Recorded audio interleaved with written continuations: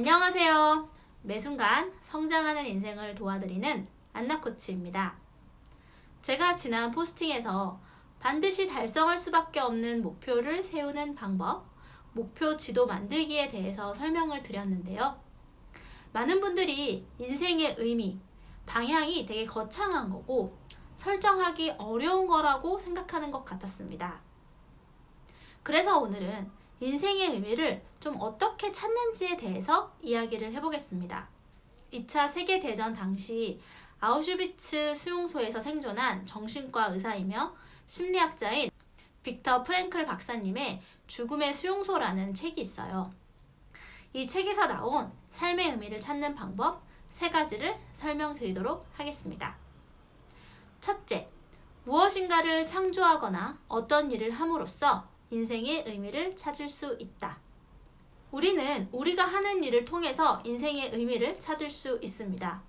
우리가 하는 직업, 일은 그냥 그 일로 끝나는 것이 아니라 우리가 누구인지 말해주기도 합니다. 왜냐하면 직업이라는 것은 내가 좋아하는 것, 내가 잘하는 것, 나의 성격, 나의 가치 등을 반영하고 있기 때문입니다.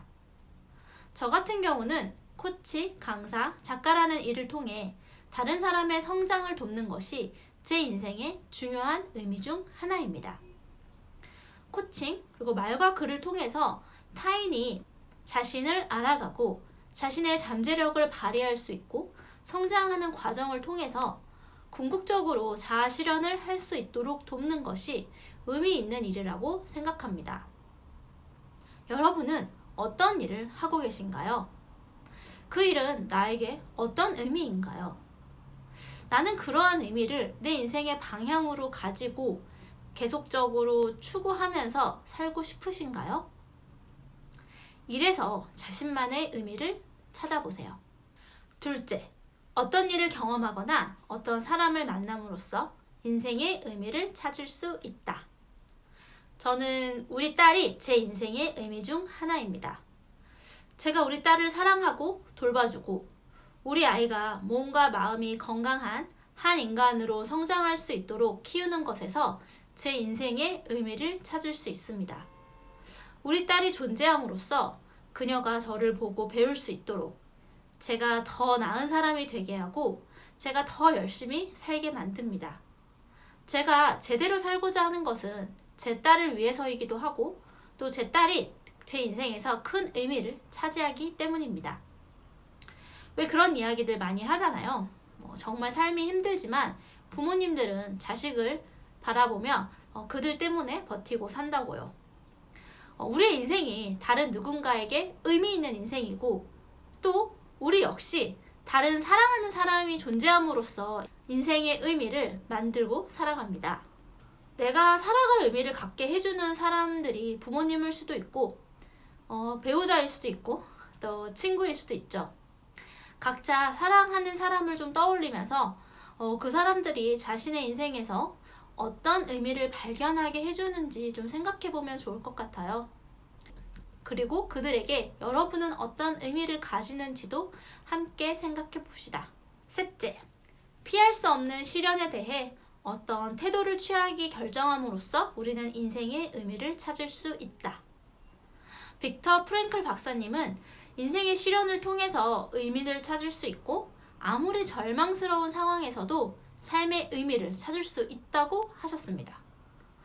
빅터 프랭클 박사님도 아우슈비츠에서 우리가 감히 상상하지 못하는 그런 고통을 받았지만 그 경험을 통해서 인간의 어떤 자유의지 그리고 인생에서 의미를 찾으려는 그런 의지의 중요성 그리고 삶의 의미 추구에 관한 로고테라피라는 이론을 만들 수 있었습니다. 상황을 바꿀 수 없을 때 우리는 우리 자신을 변화해야 하는데요. 책에서 나온 예시를 좀 들어드릴게요. 이제 프랭클 박사님한테 어떤 노신사가 아내를 사별하고 우울증에 걸려서 찾아왔다고 해요. 프랭클 박사님은 이런 질문을 그 노신사에게 했습니다. 선생님, 만약에 선생님이 먼저 죽고 아내가 살아남았다면 어땠을까요? 그러니까 그 노신사가 그러면 아내에게 굉장히 끔찍한 일이 됐겠네요. 그걸 어떻게 견디겠어요, 우리 아내가. 그러니까 프랭클 박사님은 그거 보세요. 부인께서는 그런 고통을 피할 수 있었고 또 그런 고통을 피할 수 있도록 해주신 분이 바로 선생님이십니다. 그 대가로 선생님께서 살아남은 부인을 애도하는 것이 틀림이 없습니다. 이렇게 말씀을 드리자 그 노신사가 조용히 일어나서 프랭클 박사님께 악수를 청하고 그리고 나갔다고 합니다. 그 순간 프랭클 박사님은 그 노신사의 운명을 바꿀 수는 없었어요. 그리고 그의 아내가 죽었다는 것을 바꿀 수는 없었어요. 하지만 프랭클 박사님은 운명에 대한 그 노신사의 태도를 바꿀 수는 있었다는 것입니다. 이처럼 우리도 시련에서 의미를 찾을 수 있습니다. 저도 인생에서 많은 시련이 있었습니다. 그 시련을 겪으면서 내 인생을 원망한 적도 있었죠. 과거에 저한테 제 인생의 의미가 뭐고 또 왜 사냐고 물어보신다면 저는 이렇게 대답했을 거예요. 죽지 못해 사는 거 아닐까요? 돈도 없고 정말 열심히 해도 인생은 나아지는 것 같지 않고 항상 불안했고 노력했는데 뭐 하나라도 제대로 되지 않았으니까요. 저의 기준은 높은데 그 기준이 채워지는 법이 없었습니다. 니체가 나를 죽이지 못하는 것은 나를 더욱더 강하게 해줄 뿐이다 라고 말했다고 하는데 저는 고통을 받으면 받을수록 나약해졌고 나락으로 떨어지는 경험도 많이 했습니다. 그러나 정신을 차리고 제가 어떻게 해야 내가 원하는 인생을 살 수 있을까를 좀 제대로 고민을 하기 시작했어요. 과거의 시련과 고통에서 저만의 의미를 찾았고 이를 바탕으로 나아가려고 노력하니 인생이 조금씩 달라지더라고요. 그러한 고통과 시련은 제가 나같이 괴로워하고 좀 뭔가 성장하고 싶은데 답답함을 느끼는 사람이 있다면 내가 좀 도움이 되고 싶다라는 생각을 하도록 했습니다. 그러한 시련이 있었기에 제가 저를 알기 위해서 좀 심리학 공부를 하기 시작했고 또 그 과정에서 나를 발견하고 성장했으며 코치로서 타인의 성장을 돕는 일을 선택할 수 있었습니다.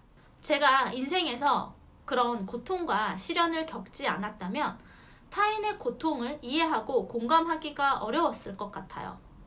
그만큼 그리고 인생의 좀 깊이에 대해서 생각해보지 않았을 수도 있고요. 저도 그 시련을 안겨준 인생을 저주하는 대신에 그런 태도를 갖는 대신에 어떻게 하면 그것을 더 발전적인 에너지로 만들까로 태도를 바꿈으로써 성장하는 인생을 살아가고 있습니다. 오해는 하지 마세요. 그럼에도 불구하고 그러한 시련과 어려움이 과거에 겪지 않았다면 더 좋았겠다라는 생각을 하긴 합니다. 아무리 고통으로 성장했어도 그래도 겪지 않았다면 더 좋았겠죠. 다른 방식으로 성장하면 되니까요. 하지만 제가 과거를 바꿀 수 없고 그 고통과 시련은 이미 벌어진 일이니까 그럼 거기서 인생의 성장에 도움이 되는 의미를 찾는 것이죠. 왜 살아야 하는지를 아는 사람은 그 어떤 상황도 견딜 수 있다 라고 니체가 말했습니다. 인생에서 공허하다. 나는 왜 살까?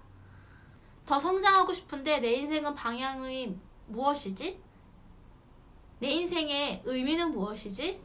라는 생각이 들 때 이 3가지 방법을 통해 한번 의미를 찾아봅시다. 구독, 댓글 부탁드려요.